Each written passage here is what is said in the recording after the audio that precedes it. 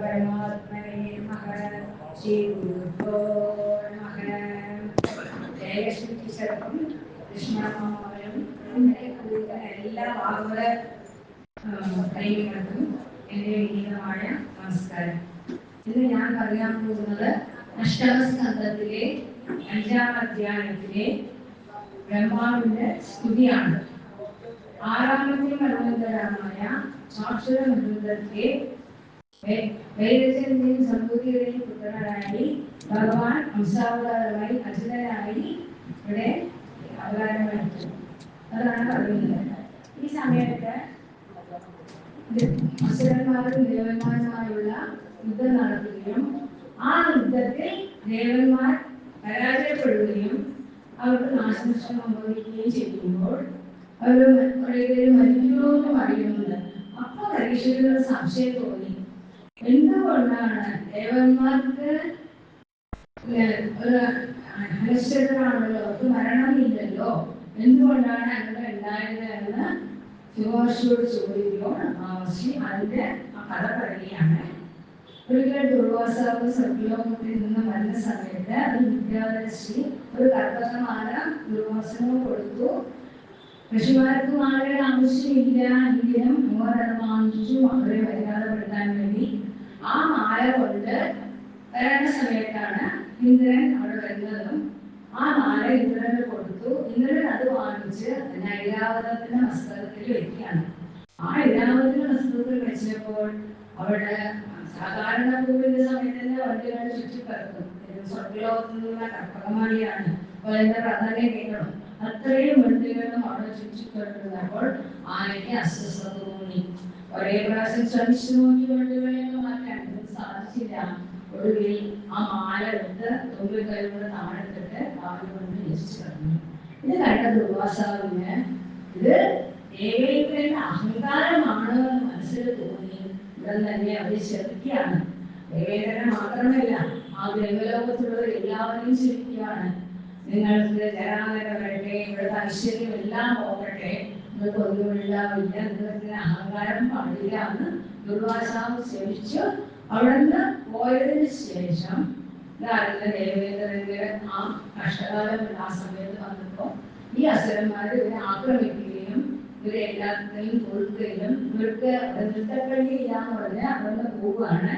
അവർ കുറെ ആലോചിച്ച് എന്ത് ചെയ്യണമെന്ന്. ആ സമയത്ത് അവർക്ക് എന്ത് ചെയ്യണമെന്ന് ആലോചിച്ച് മനസ്സിലായില്ല. അപ്പൊ വേഗം തന്നെ മേലുപൂർവ്വത്തിലിരിക്കുന്ന ബ്രഹ്മാവിനെ കണ്ട് ബ്രഹ്മാവിനോട് സഹായം അഭ്യർത്ഥിക്കുകയാണ്. അപ്പോൾ ബ്രഹ്മാവ് പറയുകയാണ്, ഇപ്പോൾ ഓരോന്ന് പറയണം, ഇവിടെ ബ്രഹ്മാവിന് ഭഗവാനെ നന്നായിട്ട് അറിയാം. ഇന്നലെ രാവണമൊക്കെ കണ്ടു. 12 പേർക്കാണ് ഭഗവാനെ നന്നായിട്ട് അറിയാം. അതിൽ ആദ്യത്തത് ബ്രഹ്മാവാണ്. അതിനുശേഷം ബ്രഹ്മാവിന്റെ പുത്രൻ നാരദൻ, അതിനുശേഷം ശ്രീരുദ്രൻ, അതിനുശേഷം സനത്കുമാരൻ, കപിലമുനി, സ്വയംഭൂമണി മുനി, അതിൽ പ്രഹ്ലാദൻ, മഹാബലി, ശുഗൻ, ഭീഷ്മൻ, ജനകമഹാരാജൻ, 12 പേരാണ്. ഇവരാണ് പറഞ്ഞു കൊടുക്കുന്നത് തന്റെ അനുയായികൾക്ക്. ഈ 12 പേർക്ക് മാത്രമേ ഭഗവാനെ പറ്റി നന്നായിട്ട് അറിയാൻ സാധിക്കുള്ളൂ. ഇപ്പൊ ബ്രഹ്മാവിനെ ഭഗവാനെ നന്നായിട്ട് അറിയാം. ബ്രഹ്മാവ് അവരോട് സമാധാനപ്പെടുത്തുകയാണ്.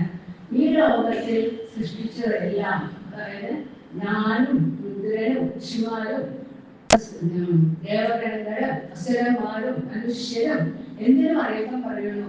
കൃഷ്ണലതാദികളും മൃഗാദികളും ഒക്കെ ആരുടെ അംശത്തിൽ നിന്ന് വന്നോ ആ ഭഗവാനെ നമ്മൾ ആശ്രയിക്കാം. ആ ഭഗവാനെ നമ്മൾ നമ്മുടെ സംഘാടനം പ്രാർത്ഥിക്കാൻ പറഞ്ഞിട്ട് അവരവിടെ നിന്ന് ഭഗവാന് അടുത്തേക്ക് പോവാണ് വൈകുണ്ഠത്തിലേക്ക്. എന്നിട്ട് അവിടെ പറയണ ബ്രഹ്മാവ് ആ ഭഗവാന് ആരെയും വധിക്കാനോ ആരെ ശിക്ഷിക്കാനോ ആരെ ഉപേക്ഷിക്കാനോ ആരെ രക്ഷിക്കാനോ ഒന്നിനും ആർക്കും അക്ഷരം കാണില്ല. എവിടെ ധർമ്മമുണ്ടോ അവരെ ഭഗവാൻ രക്ഷിക്കും എന്ന് പറഞ്ഞിട്ടാണ് അവിടെ പോകുന്നത്. ആ ഭഗവാനെ കാണാൻ പോകുന്നതാണ് ബ്രഹ്മാവ് ആ ഭഗവാനെ സ്തുതിക്കുന്നത്. ഒരു പഞ്ചമസ്കന്ധത്തിലെ 26 മുതൽ 50 വരെയുള്ള ആ ശ്ലോകങ്ങളാണ് ഭഗവാനെ പുകഴ്ത്തി പാടുന്നത്. ആ ബ്രഹ്മാവിന് ആ സ്തുതി പറയണം. നമുക്ക് ഒരാളെ സ്തുതി പറയണമെങ്കിൽ അവരെ പറ്റി നന്നായിട്ട് അറിയണം. ജയലക്ഷ്മി ടീച്ചർ പഠിക്കുക എന്തെങ്കിലും പറയണമെങ്കിൽ ആ ടീച്ചറെ പഠിക്കുന്ന നന്നായിട്ട് അറിയണം, അവരോട് അത്ര അടുത്ത് ഇടപെടിക്കണം, അപ്പോഴേക്കും മനസ്സിലാവുള്ളൂ. അതേപോലെ ബ്രഹ്മാവിന് ഭഗവാന്റെ എല്ലാ ലീലകളും വളരെ നന്നായി അറിയുന്നതുകൊണ്ട് അത് ആ ഭഗവാനെ സ്തുതിച്ച് കാണിച്ച് പാടി പറയുകയാണ്. ഓരോ സ്തുതിയിലും എന്തൊക്കെ പറയുന്നതാണ് ആദ്യം പറയുന്നത്.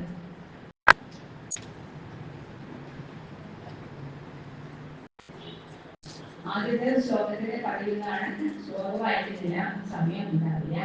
ആദ്യത്തെ ശ്ലോകത്തിൽ പറയുകയാണ് ഭഗവാൻ നിർവികാരനാണ്, ആദിയും അന്തവും ഇല്ലാത്തവനാണ്, സത്യസ്വരൂപനാണ്, എല്ലാ അർത്ഥവും സഞ്ചരിക്കുന്ന സർവാന്തര്യാമിയാണ്.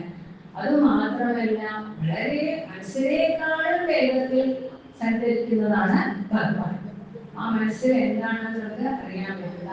അങ്ങനെയുള്ള ആ പരബ്രഹ്മത്തിനെ ഞാൻ നമസ്കരിക്കുന്നു എന്ന് പറയാണ് ബ്രഹ്മാവ് ആദ്യത്തെ ശ്ലോകത്തിൽ.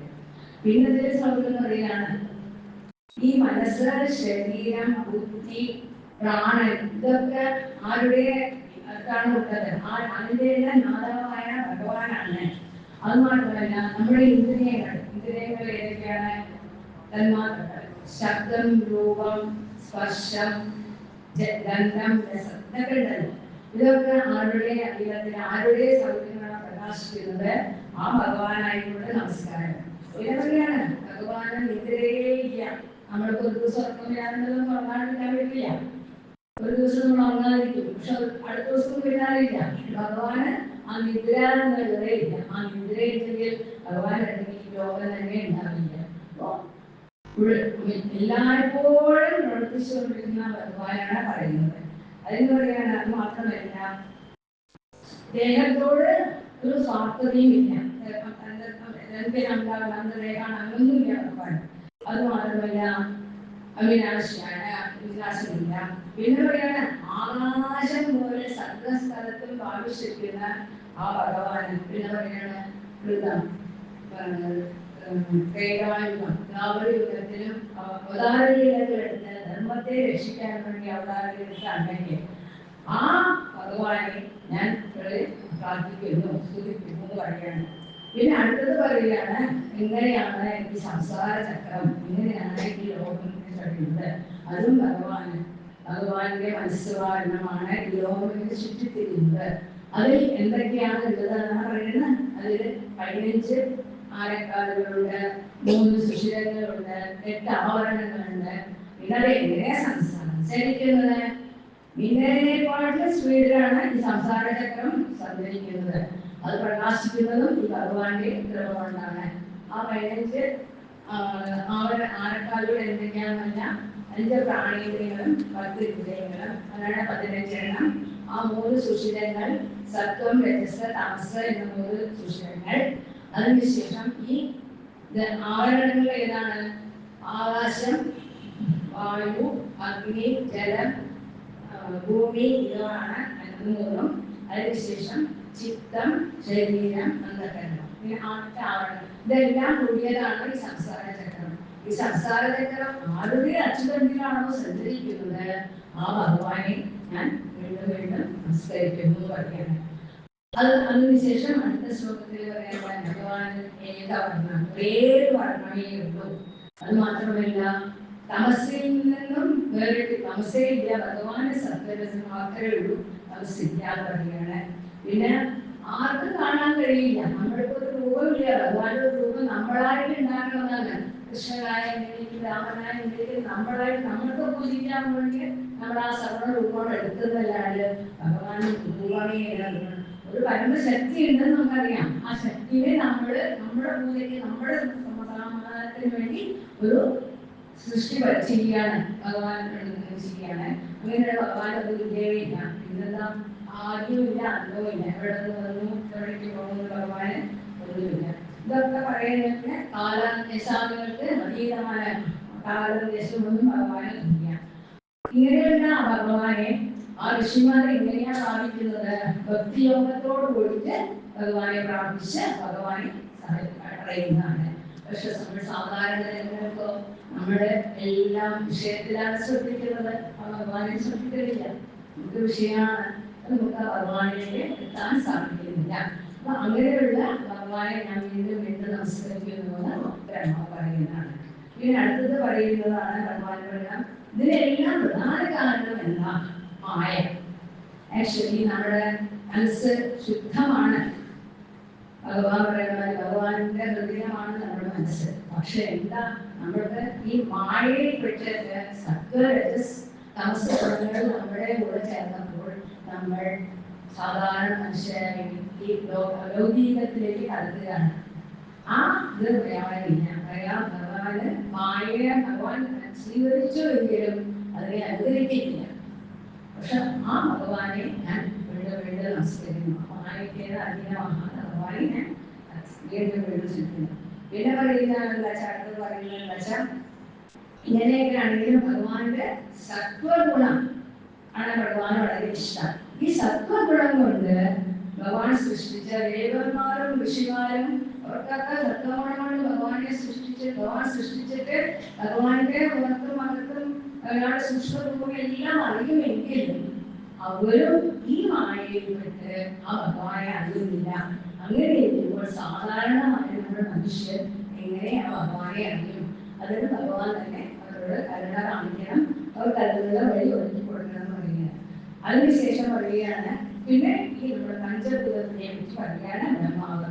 എന്തറിയാം, പഞ്ചഭൂതത്തിൽ ആദ്യം പഠിക്കുന്ന സമയത്ത് ആകാശം, വായു, അഗ്നി, ജല, ഭൂമി എങ്ങനെയാ പറയുന്നത്. പക്ഷെ ഇതില് പറയുന്നു ഭൂമിയിൽ നാം പറഞ്ഞത്. അപ്പൊ ഭൂമിയിൽ സൃഷ്ടിച്ചതിനെ പറ്റി പറയുകയാണ്. ഭൂമിയിൽ 4 വിധ സൃഷ്ടിയുണ്ട് നമുക്കറിയാം. ജലായജം, അണ്ടജം, സ്വേദജം, ഉദ്ബീജം. അത് എന്താണെന്ന് എല്ലാവർക്കും അറിയാം. അതിനെ ചോദിച്ചില്ല. ഓക്കെ, അപ്പോഴാ പറയാണ് ഈ 4 വിധ സൃഷ്ടികളും ഭഗവാൻ സൃഷ്ടിച്ചതാണ് ഈ ലോകത്ത്. അപ്പോ ആ എല്ലാത്തിലും ഭഗവാന്റെ ഒരു ആവശ്യമുണ്ട്. പിന്നെ പറയാറുണ്ട്, കൃഷ്ണന്മാരെ പറയാറുണ്ട് 84 ലക്ഷത്തോളം സ്പീഷീസ് ആണ് ഈ ഭൂമിയിലുള്ളത്. അപ്പൊ എങ്ങനെയാ ഭഗവാൻ സൃഷ്ടിച്ചത് ആർക്കറിയാം? നമുക്കറിയില്ല. നമ്മളൊരു കുട്ടിയോട് ജനിച്ച ആ കുട്ടിക്ക് എന്തൊക്കെ വേണ്ടതെന്നുള്ളത് നമുക്കൊന്നും അറിയില്ല. നമുക്ക് ഭഗവാൻ സൃഷ്ടിച്ച് വിടുകയാണ്. ഇത്ര നരമ്പ് വേണം, ഇത്ര എല്ല് വേണം, ഇത്ര ഇത് വേണം, കണ്ണ് വേണം, അതൊക്കെ നമുക്കൊന്നും അറിയില്ല. അതൊക്കെ ആലോചിച്ച് നോക്കും എങ്ങനെ ഒരു സൃഷ്ടി ഭഗവാൻ ചെയ്തിരുന്നു. ആ അത്ഭുത സൃഷ്ടിയാണ് നമ്മുടെ മനുഷ്യർ. എല്ലാ സ്പീഷീസിലും ഒരു പ്രധാനമായ മനുഷ്യരാണ് കിട്ടിയ ജന്മം കിട്ടിയാണ്. നമ്മൾ ആ മനുഷ്യ ജന്മത്തിനെ നമ്മൾ ഇതുപോലുള്ള സത്സംഗത്തിലും ഇതുപോലുള്ള കാര്യത്തിലും ഉപയോഗിക്കുകയാണെങ്കിൽ നമ്മൾക്കും ആ ഭഗവാനിലേക്ക് എത്താൻ സാധിക്കും. ഇത് പറയുകയാണ്. അങ്ങനെ ഭൂമിയുടെ കാര്യം പറഞ്ഞു. അതിനുശേഷം പറയുകയാണ് ജലം. ജലം എല്ലാത്തിനും വേണം. എല്ലാ ജീവജാലങ്ങൾക്കും ജലം ജലമില്ലാണ്ട് സാധിക്കില്ല. ആ ജലം ഈ ലോകത്തിലുള്ള 3 ലോകത്തിലുള്ള എല്ലാവർക്കും വേണം. ആ ജലം ഇങ്ങനെയാണ് ഭഗവാന്റെ രഹസ്യം വന്നതാണ് ആ ജലം. ആ ഭഗവാനെ, അങ്ങനെയുള്ള ആ ഭഗവാനെ ഞാൻ നമിക്കുന്നു എന്ന് പറയാൻ. അതിനുശേഷം ജലത്തിന് ശേഷം പറയുന്നത് മനസ്സ്. മനസ്സ് എന്താ? മനസ്സാണ് ചന്ദ്രൻ. അപ്പോൾ ഭഗവാന്റെ മനസ്സാണ് ചന്ദ്രൻ.